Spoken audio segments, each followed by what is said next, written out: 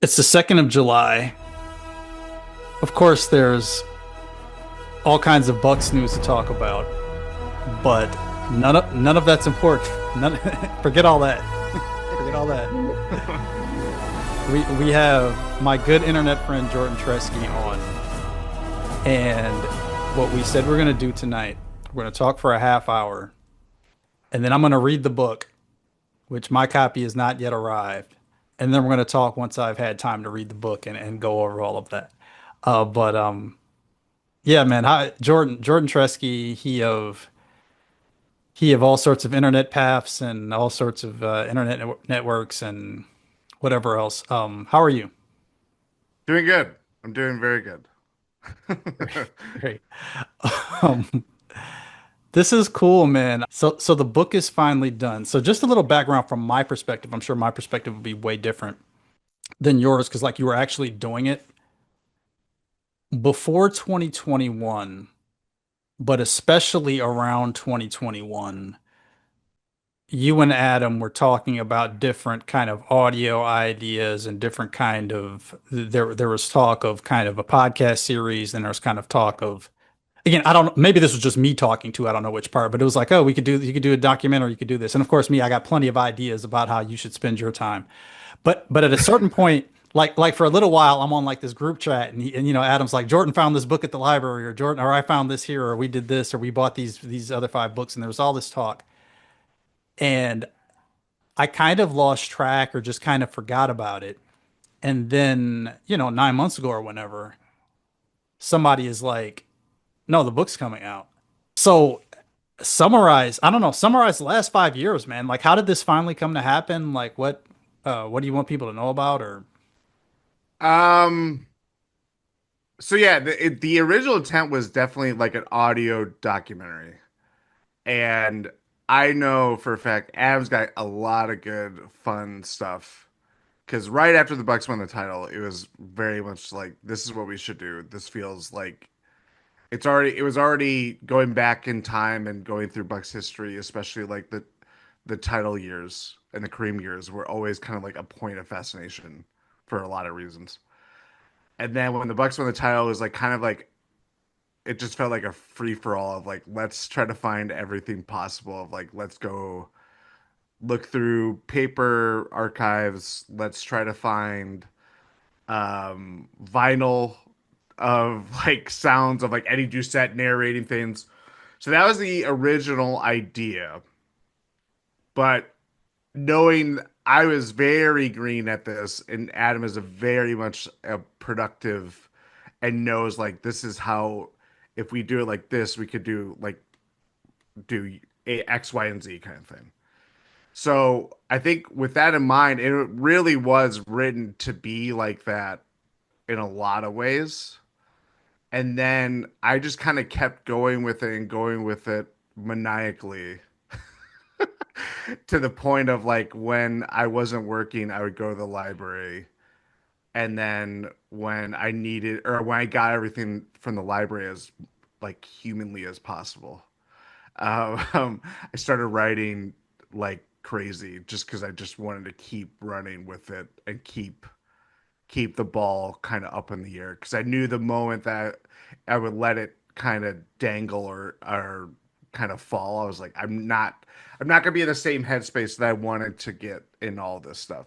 So that was kind of the original impetus, and then, but there was always in the back of my mind of like this could turn into a book of like I know it might not be the last thing that comes of this whole thing, but I knew that there would be probably a written component in some capacity. So that's where it kind of all kind of came together of like it could be something else in the future, but the book stuff I kept writing and writing and writing and knew that there was probably something that where there was an audience. I knew that the audience was going to be there. It's just a matter of how can you attract and get someone that wants to publish it because that's yeah, the biggest thing. I'm so excited for like, dude, I'm so proud of you. Like, I'm proud of both of you guys, but I mean, for you to actually like, I think for our generation, like, I mean, I'd have been happy anything you guys did, but you guys could have did a documentary, and that's cool. People do that. You could have did like an ebook, but you actually like killed some trees and actually like you like made yourself part of history now. Like it's how many pages, by the way? There's so much I don't know. Um, I believe it's 195. That is what it says on Amazon. I mean, I have it. It's like it's not a very thick read. Hmm. Um, Actually, it says 185, but I'm guessing they're not going to count like acknowledgments or Hmm. table of contents. Yeah, so it's roughly 195. Okay, so I'm sure I'll get all the other stuff back channel. What I'm actually here to do with you is to help you workshop all the radio interviews that you're going to do. Like, how many interviews have you already done on this? I've done one big podcast that will be coming out on Monday. Okay. So what Yes. so what you want to say is not that it's only 195 days. What you want to say is it's perfect for taking to the beach, right? You say it's Yeah. perfect. It's perfect on this weekend. I, I'm so excited. Like I'm so interested for this idea. Like I really wondered had this have been me. So let's say you're on a radio show. So they want to talk about Miles Turner and all this other kind of stuff. So I wonder, do they like lead with that, and then you're constantly saying, actually there was this other guy, Kareem, that was actually Giannis before Giannis, and it's actually about my book, or do they finish with or do they get the book out of the way and then finish with the free agency stuff I though? think that would probably that's probably what's going to happen Okay, if whatever that ends up being. okay, okay. And I know we had talked 6 months ago. Like I already bought, like I pre-ordered, yes, I'm better than you listeners. I pre-ordered, like I paid for this book. Like Treske didn't send me a free book, right? That's fine. Oh, To be honest, to be fair though, I didn't get a free copy until last week Wednesday. This hmm. pulling back the curtain, I didn't know the due date until like 2 weeks ago. I knew the quarter or the that was a spring publishing, but when I found out things, I would immediately like, okay, that's my confirmation and try to promote it. I don't want your free copy, Treske. I got it like that. I'm buying. Not only am I buying one, let me tell you about the showy display. I'm buying a whole nother one for my dad, which you're going to sign. I think we talked about this, and I think actually that's another good angle for you. You got to be like buy one for you, then buy one for your parents. You got Okay. you got to do it that way. Have one for your shelf, but give it away as a gift. I Yep. think that's part of the angle. I mean, again, more than I'm just happy to be talking about it. I know you probably thought about this all a million times, but I almost because look, I know you've listened to a million radio shows and a million podcasts, and you listen. I'm sure you like Wisconsin radio and all these kind of things. I'm typically annoyed if somebody comes on Levitard or somebody comes on local radio and they're trying to pimp, you know, their don't lose your hair medicine or whatever, and they just want to talk about the football game this week. And so Uh-huh. I'm wondering, are we going to lean into you being annoying guy pimping a product, or are you going to try to like what do you want to make a good impression, or do you want to like are you just going to like keep saying? Because I also kind of enjoy the Andy Kaufman-esque like idea of you just saying the title just over and over again and driving people nuts. I mean, that certainly, I think probably like 10 years, 5 years ago, I would have probably leaned in on the bit more. But now that it's like a real thing, I'm like, "Ah, I don't know. That's where it gets really, and it's also the audience of like, it would be funny to do something like that for a bigger audience. But I know that they'll probably just be like, that was weird. Yeah, right. Yeah, exactly. But then they'll remember, right? And then That is that's kind true. of the thing. That is That's very kind of the true. thing.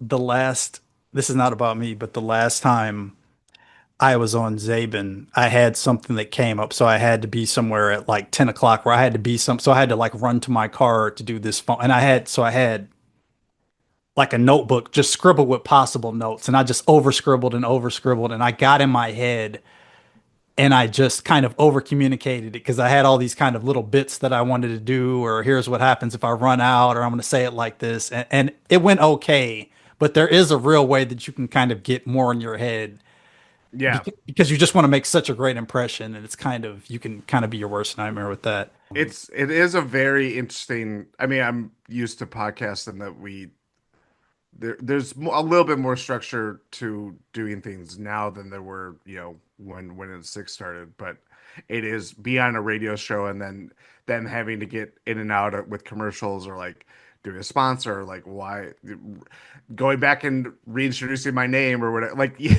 Right. that's the whole production kit and caboodle of everything. That's a different animal. Yeah. It's when does so I know before Adam in particular, probably you and Adam, but Adam I know said to me he was fascinated by all the stuff that no one knows, like the 40 stuff and like all the basically like the pre-gold, the like I don't know if you I guess you'd probably call that golden age, but like whatever you would call like he's like, oh, there it's this fascinating story that's way before the 70s. And I don't know how much of that is in the book. Does your book kind of start with Fishman and all that kind of stuff, or do you touch on the other stuff? Fishman for sure. That was the biggest thing of writing everything is that I really like it all started with like the Hawks. And that was always kind of the entry point because we knew, hey, there's already there was a team before the Bucks that played in Milwaukee. They weren't successful. They only played for 4 years. But there's a story there of like what happened in those 4 years that why did it not turn out the way it did? Or why wasn't it sustainable at a time when the NBA was 8 to 10 teams and still very fledgling? Um, that was the biggest thing that I wrestled with of like, do people want it came down to the simple question of like, this is a Bucks book. Are people gonna tune out with Hawk stuff because Yeah. by and large, you're not gonna really like no one that's not the era that captures the Hawks best point as a franchise. That happened in St. Louis. So that was the biggest like kind of kill your darlings moment of like there's a lot of good stuff. There it is mentioned and it is touched on in a very like key way that tells the story of the Bucks. But it is primarily a Bucks centric Milwaukee kind of look at everything.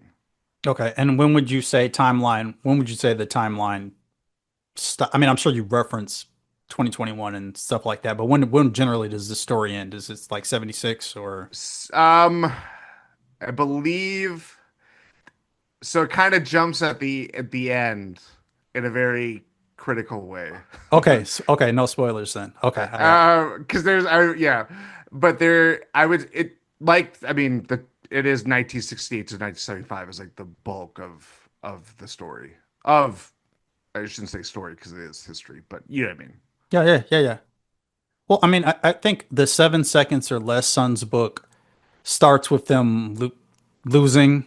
You know, like the first chapter, I want if I'm remembering correctly, it starts with them being like, "Steve, do you want to say anything?" And they're in the locker room after they lose to the Spurs or whatever year that would have been. And so that Yeah, there's all these kind of tricks that you know from like books and from movies. It's like, all right, so do we start the Godfather and then do we throw back to like the old stuff once we have people hooked, or do you want to hook people in the first chapter and then throw back to stuff they may not care about? Yeah, so that's interesting because I know I can imagine you'd kind of drive yourself crazy because then you do all this research and you find all these parallels. But like you said, do you have to like kill your babies because no one else is going to really care? People might be like, "Wow, that's a really good book," but like, are you doing it for that or well, and I know too. Like I think there's again like there are fun stories, but it the whole thing for me, and I know it still fascinates Adam that we could probably talk on different ways that maybe aren't in the book, but I think the way that I wanted to approach the story is try to tell it as like if you read it like these are things like it's a different time in the NBA and we're not talking about how big the salary cap. I mean, it was before the salary cap and all Mhm. that stuff. But it's told in a way that it's like it makes sense of like it can be a modern look at how the NBA is kind of viewed. You know what I mean? So I think that's where not getting bogged down by like how things were in how just NBA teams were operating then, or like how the league was to some degree. Obviously, it's touched on in the book, but I wanted to kind of present it in a way where it made sense, as much sense as it could be told in a modern way, if that makes sense. Mhm. Yeah. Yeah, totally. What would you say? I mean, elevator pitch wise, what would you say what would you say the book is about? See, it's really hard. I'm not going to say this in a very elevator pitch way because I'm so inside it. Uh-huh. And now that it's coming out, I think I'm very interested in to see what like you or what other people are going to take from it because like there are things that interest me greatly, but I think it might be really inside to what it is. But I would say elevator pitch wise, it's like how does a team go from an idea to winning an NBA championship in 3 years. And then if we're going to like the 13th floor of the elevator, so it's a long elevator ride, Hmm. I Hmm. would say what happens, why, not to give everything away, but But don't give it we're away. days away, we're days away. But the whole Kareem part of it was always going to be the underlying like heartbeat of the story. So I imagine that when you're talking to Boomer and the Nuge or whatever else, people are gonna do that thing where it's like, people don't know they had this guy Kareem there, for many years, and he was quite an all-star himself, and so I feel like people are gonna want to tell you that they know a couple names, Kareem and Oscar. People don't remember Oscar. People thought he was Michael He was a Jordan before. bucket. Right, yeah, right. Exactly. Oscar Robertson was a problem, right? Dude, this is the dumbest thing. I haven't thought about this in a year. I had this idea. Yeah, I'm not even on TikTok, but I had an idea for a short where it was like whoever the guy with the head covering, ball don't stop or ball don't lie or whichever the Oh, ballers yeah. whichever Oh, that guy. the is it always like the highlight videos where he has like the gloves on? Is that who you're talking about? No, the one who's like Kobe was a problem and it's like ball don't stop or ball don't Something like that, yeah. right, that guy who was like the original like this guy is a hooper and he only cares about like Kobe and Jamal Crawford and all these ISO players. And I thought it was like it'd be a funny bit to just cut that guy reacting to stuff, but it'd be like highlights from the 50s and it'd be like some guy doing like a like a one-legged shot from Like like spinning the right, ball. right. And he's like, I'm talking about real hoopers right now, and it's basically like, the whatever the team is in Hoosiers. Uh, yeah, I think people are going to. So I imagine that if you did a bunch of these, that people are going to want to talk about how, for whatever reason, they're still trying to get Giannis out of Milwaukee, and how that relates to Kareem leaving, because that's what if I didn't know you, that's what I would, or even if I knew you, but I had 9 minutes or whatever it would be, Yeah. I'd basically be like, tell me about how that did happen with Marcus and Kareem and all these other kind of people, but for whatever reason, this Giannis thing. So we're seeing that today, right? Because Yes. for the Wisconsinite fan base, like that sells for us. They're trying to steal our guy again. I imagine that's it. I mean, I imagine that's what people are going to want to talk about. You're correct. Okay. Yeah. There no, because I mean again, I'm very the whatever you want to call it, the um embargo is almost lifted now that the book is closed. But there are things that are like explicitly addressed why it's always been there of like Hmm. this kind of by East Coast bias because it is a very East Coast bias of like superstars should play in big markets and Hmm. obviously you know but I think the delineation that I would make is that any reason that I would say people want Giannis out of Milwaukee and to lead the Bucks at this point is for competitive reasons. I mean, I'm sure there are probably baked in reasons of Milwaukee's a small market, especially, I mean, in light of very recent events. It's like, what are they doing? How can they sustain this team based on the actions that they've done with, this offseason? With Kareem, it's a very different thing because that was very much, if you ever read things and you'll read in the book, it's like he doesn't say it about the Bucks, it's about Milwaukee. And that's what again, Yeah. that was always just kind of this Yeah. tractor beam that always just like kept getting me back and back and back. And it's I it's what fascinates me the most because it is such a very interesting relationship and why these things are so complicated Mhm. for a lot of reasons.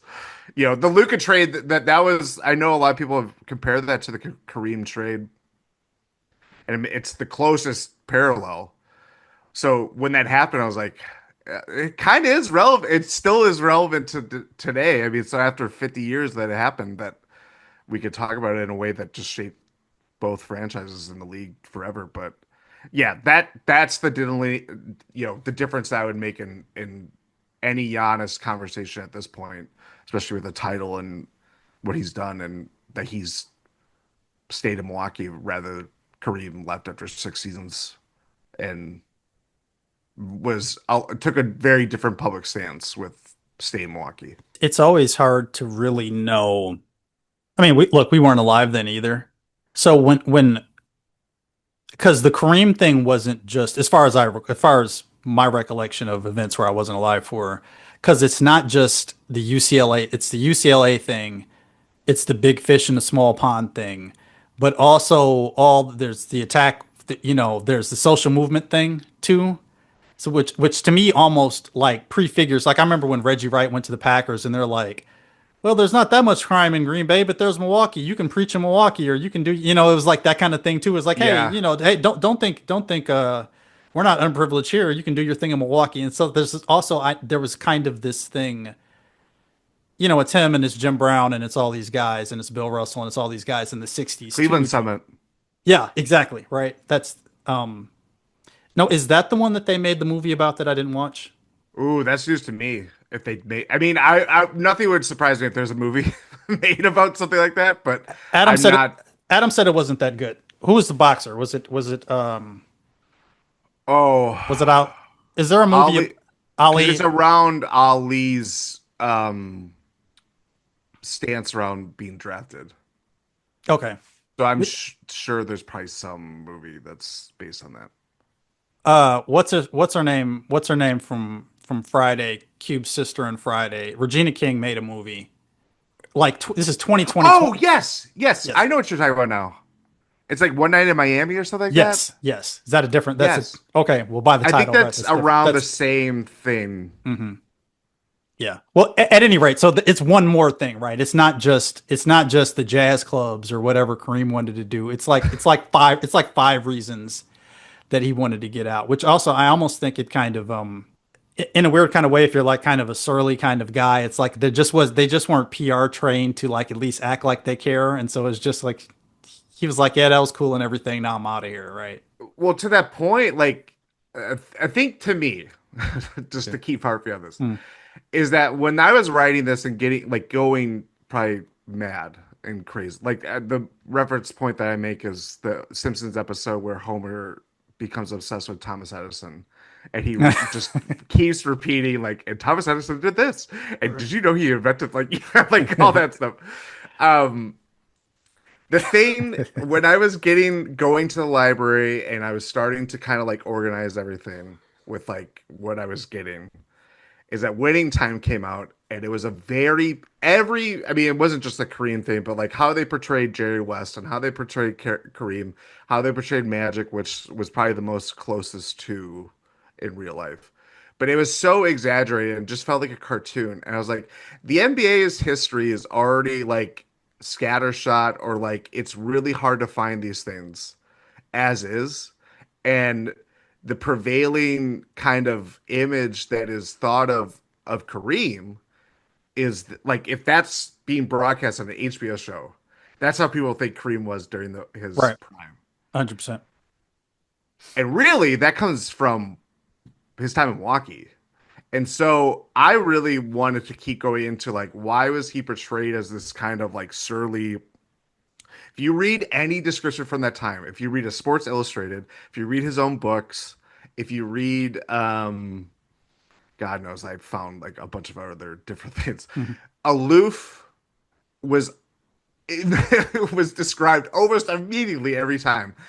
And it's like this guy was I have a lot of sympathy for what he was where he was coming in at that time in a city that had a lot of things going on at that particular time too, which I think kind of encases the narrative around the book itself.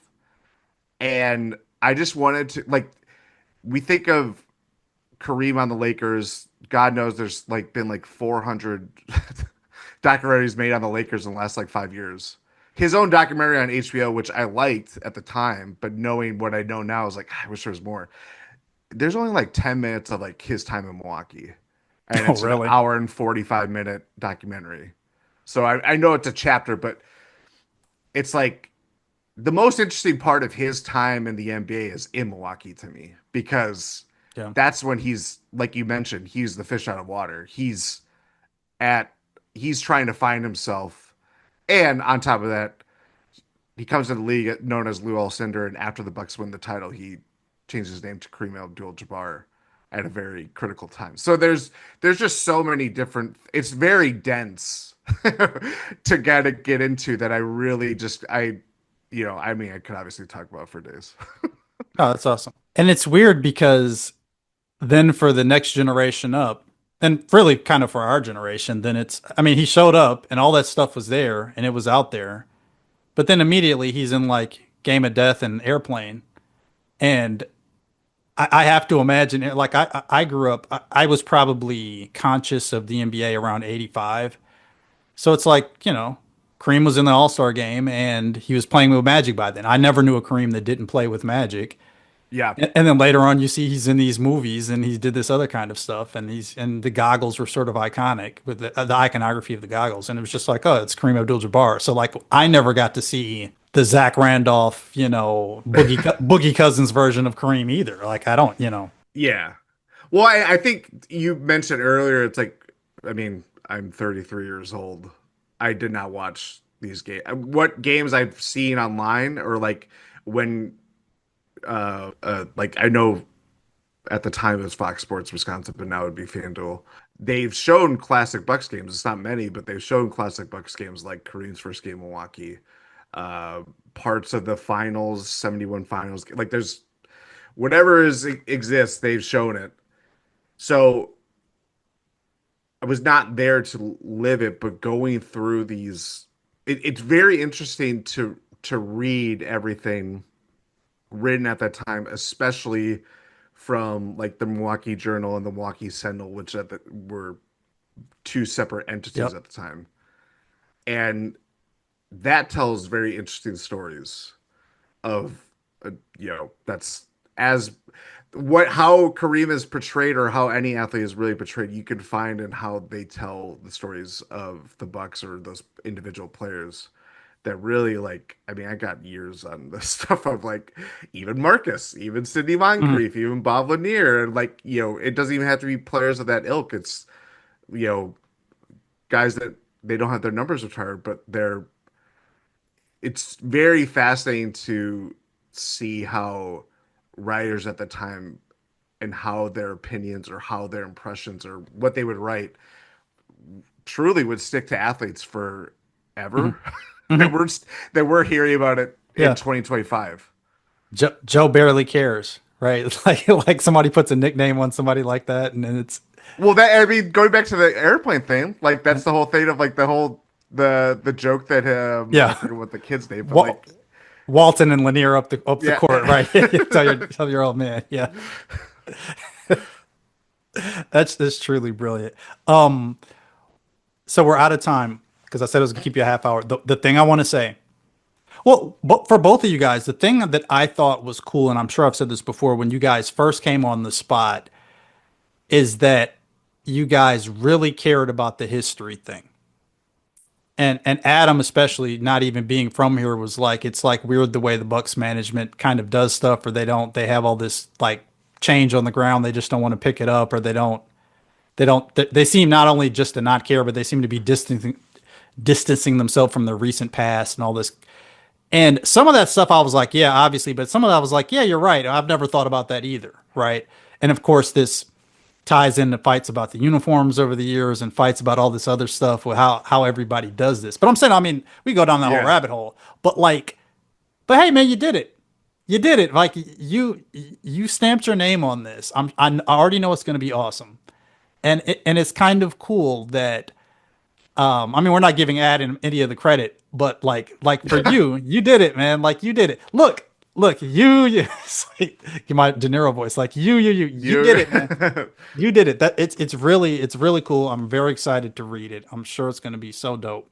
But I mean, you were again like you were comic you were a big contributor, but you were also comic relief. You have to know you were the comic relief of that show. Like I'm listening to you and Adam in 2014, and it's like and Adam's the serious guy and you're the funny guy because I don't know you guys, you know? yeah. And it's like there's this guy, it was like there's one guy who's always kind of making jokes and there's one guy, you know what I mean? There's one guy who starts with like a 12-minute preamble and he'll say, "Hey Jordan, how are you?" And it was like I mean, just in my head, there's the serious guy and there's the funny guy, Yeah. for a long time. And then obviously, like quickly we saw that wasn't really true in either case. But yeah, man, I'm very happy for you. Thank you. It's building the Milwaukee Bucks, Kareem Abdul-Jabbar, Oscar Robertson, and the rapid rise of an NBA franchise, 1968 to 1975, is fully available on paperback. It's on Amazon. Is there any particular place that you want people to go get it? Is it going to be in actual brick and mortars? Like, where can they get it? I I'm very eager to see where it is. I'm working on a Milwaukee bookstore in particular to see if they'll have it in store that's Boswell Books because that would be a trip. But I know it's on. I mean, it's Amazon. It's McFarland's through their website. I believe anybody that has sent me like photos or screenshots, they've ordered through McFarland and it's gotten to them already, which is kind of crazy. Um, but I've seen it on Target. I've seen it on Barnes and Noble. Really? I know. I was like, Target? Like, I'm sure Walmart probably carries it too. Like, it's kind of crazy the tentacles of where you can find something like this. Mine has not been delivered yet. I'm looking at Amazon now. Well, we'll check on that. Dude, so is there a possibility you could do like a Jordan Treske book signing or something like that where you sit at the table and do the whole thing? That may be in the works. That's awesome. That'd be so awesome. So what you have to do when that happens, don't be all shy and stuff. Like Yeah, have I you won't be get all aw shucks. no, but you need somebody to document it. You need like somebody to take pictures of you. That was I think such that will be happening. Oh, that's great. That's great. That was such a subplot in so many 90s rom-coms where somebody's like an author and so people like the women come to sign the book or the women come to be like, this book isn't as good as the last book. I feel like there are a lot of movies about author. Like the publishing was probably bigger then. I mean, honestly, like uh, you've got. Well, I don't think you got mail something like that. Um, no, I can't think of an example right now, but I I can't know either, that but was Mel there's such Gibson a. one? There's a bunch of those. I know I Jack think Nicholson. what women want. I think that is. He's Was he like an a author super. in What Women Want? I think No, so, no, or no, no. something like that.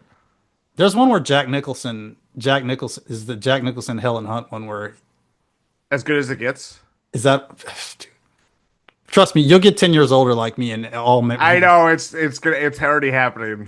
that's why low key Inside Out is such a great movie because it just describes how like the old memories just go away and just like yeah that got thrown in the chasm with Bing Bong and I do not remember the name of Jack Nicholson's like movie with Helen Hunt. All right, 2 minutes, 1 minute 20 seconds on all the chaos of yesterday. I mean, I was at work and I saw it on my phone, and I was like, "They got Miles Turner." I was like, "That's surely." Like, I knew for a fact, like, there's something. This the other shoe's gonna drop, and then I think it was within 10 minutes, the Dame news came through, Mhm. and I was like, oh, "That's it." Not So- not in the sense of you know the substance of it. It was more of just like, oh, 20 months ago we were like waiting for him to get out of that car for his awkward homecoming to Milwaukee, and now it's like they put him back in that car and like, right, all right, see ya. right. Yeah, I don't know. I still don't know how I can really comprehend it because it just it. My thing is that. every answer that they thought of in light of the Heat loss in 23, they're all gone. Hmm. Griff, Dame, Yep. obviously Drew went in the Dame trade. Chris left.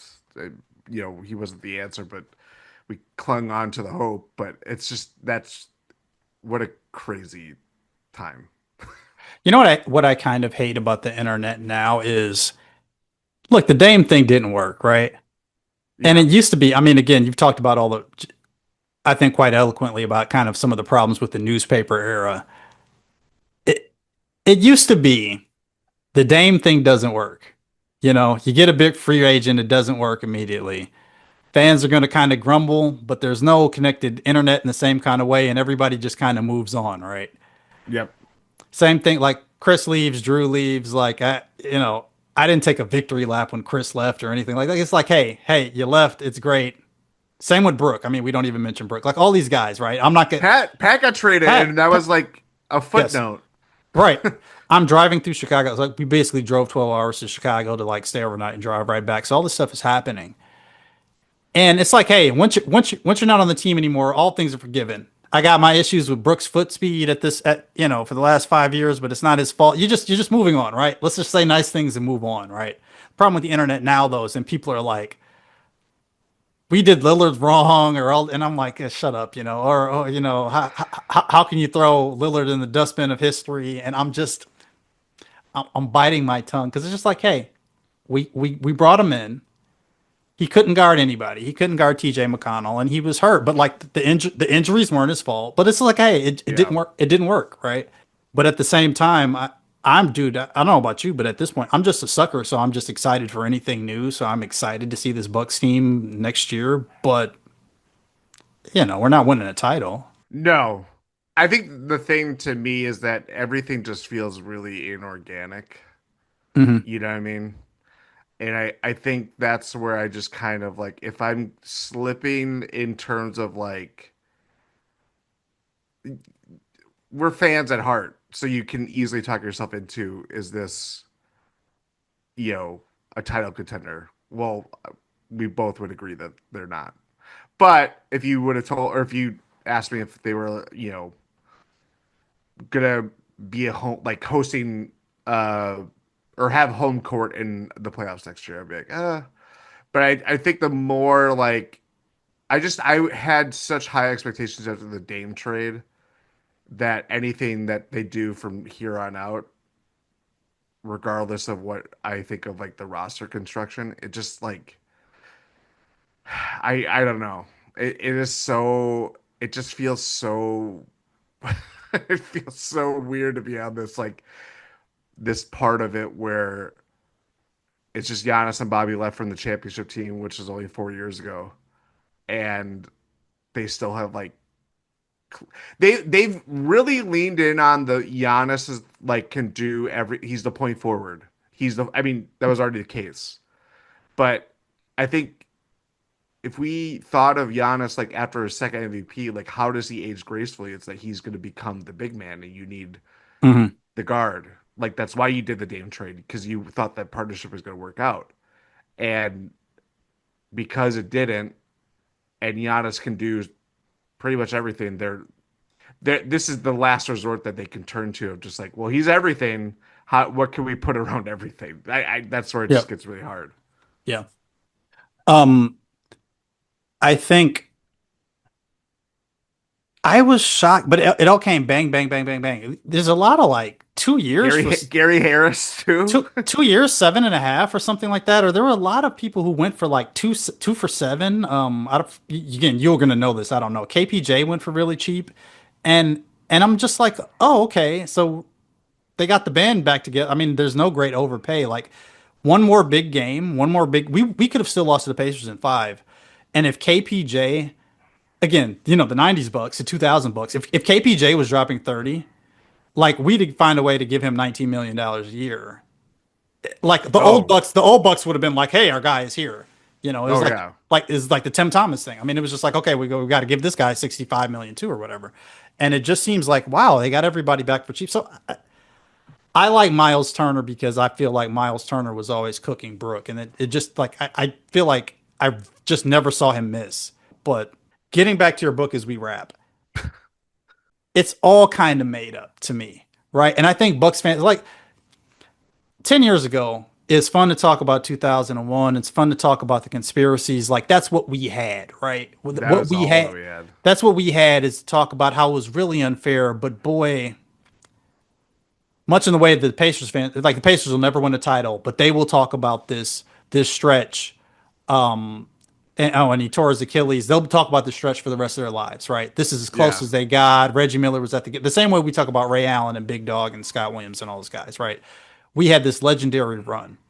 For lack of a better term, though, now, like you talked about the columnists of the 70s, there's so much fake news out of here from the ESPN. Like, I really don't know. Like, it was fun 10 years ago when I started talking to you guys, or 8 years ago, to be like, all the conspiracies, or the conspiracy of like, why is Barack Obama's brothers on the staff, and all this kind of weird stuff at that time period, and like all the fun stuff around the Moose signing and all this. I legitimately don't know why The Ringer and ESPN are doing this stuff now. Like it's a little odd to me now. And I'm sure I've been on a lot of other podcasts saying, hey, it's just content that, they got to find a way to make content. I don't know why they do this to Giannis and they don't do this to Jokic in the same way. I Do you have an opinion on that? I don't. I mean, part of it is kind of the Bucks' own doing is that they really the biggest problem is that Giannis has just become everything. Like he honestly supersedes the the Bucks themselves. And so, in a very not to do a backdoor plug of the No, book, but no, you have to always be doing that. No matter what I anybody at when Boomer's like, hey, let's transition to talking about Miles Turner. You're gonna be like, hey, it's a lot like my book. Hey, let me tell you, it's just like yeah, chapter four. but because he is essentially the franchise, like it's out there in the open, like they've made it so clear that he is the franchise, and we will do anything, even if it's so negligible that you could honestly ask the question: is John Horst ever going to have a job outside of Milwaukee because of something like that, like of doing the wave and stretch of Dame? Mhm. That to go to the depths of trying to keep Giannis in Milwaukee. I mean, you kind of bring it on yourself of that criticism, and part of it too, like not to just bang this drum too, but it's like who is really gonna answer these um, questions of why they're doing the things that they're going to be doing? It's in all likelihood it's gonna be Doc. It's probably gonna be Giannis himself. Right. It's not like John Horst is a very public face, so like when you do something as drastic as they have done and increasingly have done over the last 5 years, it's like they take risks. Sometimes it works out. More recent than not, it has not. So it brings it on. Like, if anything, if I mean, it can still happen to the Nuggets and Jokic. They've had a good offseason so far, but we're already. They fired their coach, the GM, with 9 days It left in the was great. regular season. Right. And I mean, It's like an it's afterthought. yeah, and I do think there is just something of like, well, there has been, I don't know. I think there's just so many different forces at play of like the CBA sucks. It's forcing teams to just go haywire.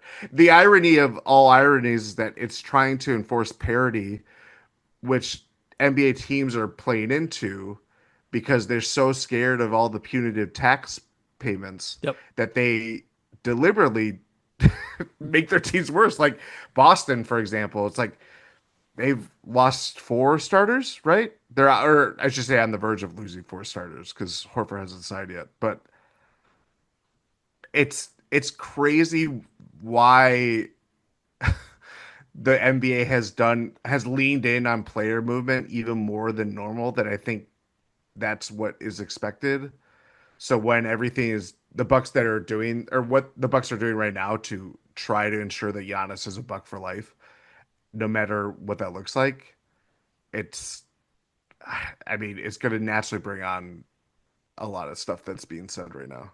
And I, everybody, the Dwight Mayer stuff, like that, I feel like the decision, but really it was like the 1-2 whammy of when Carmelo asked for his trade and the Dwight Mayer happened within like 6 to 9 months of each other. Like I feel like the shifts started happening of like this is the NBA now. This is how we cover the sport. A star is going to ask out every season, and when that doesn't happen, it's like we're going to glom onto you. Your example is better because I kind of forget about Dwight because you forget about how actually and how really good he was. Like especially like they were making cases like prime LeBron, and there were people were still making a case that Dwight should be MVP some of those years. Like he was really, really, Like really good. 2011 or Yeah, 20, yeah, yeah. yeah. Again, I saw whatever year he got the T-Mobile commercial with Wade, where they were like, "This is," we were like, "Wow, this is the next guy." Um, I just remember talking to a stranger on the street, like literally on the street. It just and it's, again, I saw a black guy like walk, and I was like, "Dude, Boozer just went to the Bulls," and he's like, "What?" So it's that year, like the year Stoudemire leaves, like whatever year that was, where Oh yes, yeah. because like Boozer was a big deal. Was that also the decision year? I forget, but there was one nuclear year where like maybe, Stoudemire went to the Knicks in that summer because but that was when I started coming back into the NBA. was that also Bosch, and was that just the LeBron year? Was that the Heatles? LeBron, Bosch, and then Yes. Wade resigned because it was contingent on all that There stuff. were just so many moving parts that yes, I think what you say is accurate. That then ESPN and everybody is like, this is the way we got to cover this. This makes our insight that the rise of Woj, and Woj just kept like going to Yahoo, coming back, doing all this stuff. But it was like the rise of like the insider guy who's gonna Levitar did like weeks and weeks and weeks of content on who's going where, and like, oh, there's a week out, but still I'm starting to hear whispers of this, and it became such content for like all these podcasts that I think they still want that model, but I don't really know. I don't. Maybe the kids care. I don't I care think the though. problem I truly think the problem is that there's nothing that used to be like it used to be 50-50 where like you'd get that and you'd also get the reasons why this fit will work with a free agency or why did this team make that trade. Those things still exist, but they get drowned out or they're not as well maintained as it used to. So when you watch ESPN, when you watch like that is like the NBA's biggest at this point now with TNT gone, like Turner Sports is out of the picture. That's the biggest carrier. They broadcast the finals. So Correct. when their broadcasts are so leaned in on this player has 6 points with I don't know, not to do a Stephen A impression, but you Oh no, just no, go right ahead. flaming a player at like the halftime show or like Shams is like he's not a personality. He's only there to supply information. And so when you get off script and you ask him like a real thing, that's when he defends Derek Queen and the Pelicans decision. And it's like you're just carrying water for the guys Yeah. that you why you exist. Hmm. Woj really created that whole thing out of Yep. nowhere. And you could argue that he's the only one that could actually do it successfully. No, it makes sense because it's just it's this really interesting extension of being an agent, right? It's like Palinka's like I'm in this world and I'm in that world. I mean, Nico's like in the Nike, Nico and Palinka are in the Nike world and they're agents now that in the front office. But it's all kind of It's all like when you get a push notification about like this, not it's only within like the last 5 years that we know the agents of each player based on tweets. Mhm. That was not the case when I remember following free agency on Twitter, when I joined Twitter. Greg Monroe was signed with the Bucks 10 years ago today, and Woj did not make note of he was represented. Like he wrote about it in his column, but he didn't tweet it out. And now we know that information because that's part of the game now. That's how these Yep. agents put themselves out there. Right. And it used to be the local columnist would hint at this stuff because I know we talked about it this at the time. We were very titillated by the idea that whatever agent was running the Bucks front office, who came from the Nets with Kid, right? Whatever, I forget, Jeff Schwartz. Jeff Ford. Like it was like because it was like wow, that's a thing. Like to me, and at the time, it was like wow, that seemed like such a rare thing. Like the idea, it was just like what it seems so transgressive and so interesting and like oh, this is this one of a million power play. It was like it was fascinating. And then years pass, and you're like, oh no, everything works that way, and it made more Yeah. sense. At the time, it was like he who controlled that information and it could meter it out in little bits, as to why the Bucks might be interested in somebody who was past. Who was the one we were really well? Even now, like the Bucks signed a bunch of clutch guys, and we're like, what does that mean? Yeah. Like all of a sudden, and it probably doesn't mean anything, but I think now we're kind of groomed to kind of notice. Well, it's how we learned of like that's Right. how relationships work, and whether it's through the teams themselves, whether it's through the reporters that report the stuff. You know what I mean? Like again, that's a very internet aged way of doing it. That if you read stuff from like 25 years ago, when post Jerry Maguire of like sports agents and how that was characterized, like I think it was just in a lens of that didn't give off of like you know what we thought about with like Jeff Schwartz of like you're not necessarily doing what's good for the team, you're doing what's good for to build bridges through people Right. with connections, Right. And if you're that much older, the previous understanding, which was probably all the understanding before was Elvis and the Colonel Parker or whatever. It's like, oh, Brett, whatever. Like, oh, Brett Favre's agent is this guy, Bus Cook, and it's Bus like, Cook, yep. yeah, everybody has like this boss hog kind of agent who's like, what Big Dogs was like, Dr. Charles Tucker or something Tucker or something. It was like, Oh yes, yes, something like that.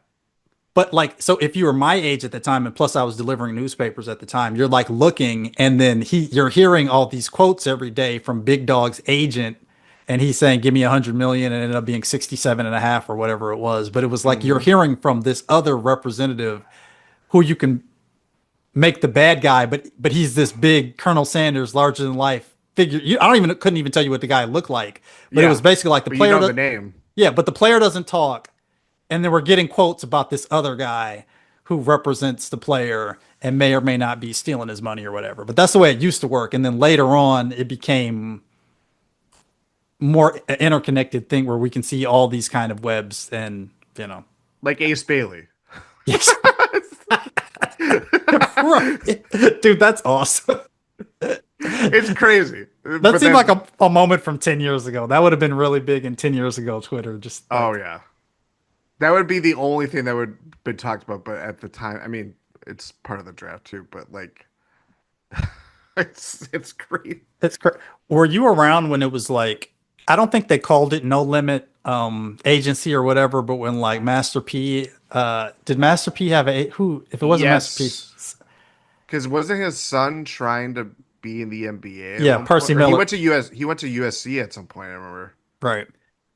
It was a lot of that. But even I mean it seems like a long time ago, but even like Jalen Brown was rep by Donda for a minute. Or Yes, yeah, that's right. Yeah, so time is a flat circle. So we kept you an hour, we said a half hour. Hey dude, very, very proud of you. thank you. It's going to be great. I'm sure I'll be reading excerpts on the air or whatever. We'll go through all of that. We're going to take the time. We're not going to skim it. We're going to really, Could do book club. yeah, we could do a book club. I'd love to do a book club. But yeah, dude, it's pretty cool. It's pretty cool, and I can't wait to have the physical copy. But yeah, man, thank you very much for coming on the show, and we're gonna watch to the extent that I can find your appearances on these other shows. We're gonna watch and see how often you just say, "Hey, building the Bucks." Well, yeah, it reminds me of my book, Building the Bucks. And you just do that. Yeah, it's cool, man. Thank you so much for coming with us, and I'm all the best to you. Thank you. Thanks for having me.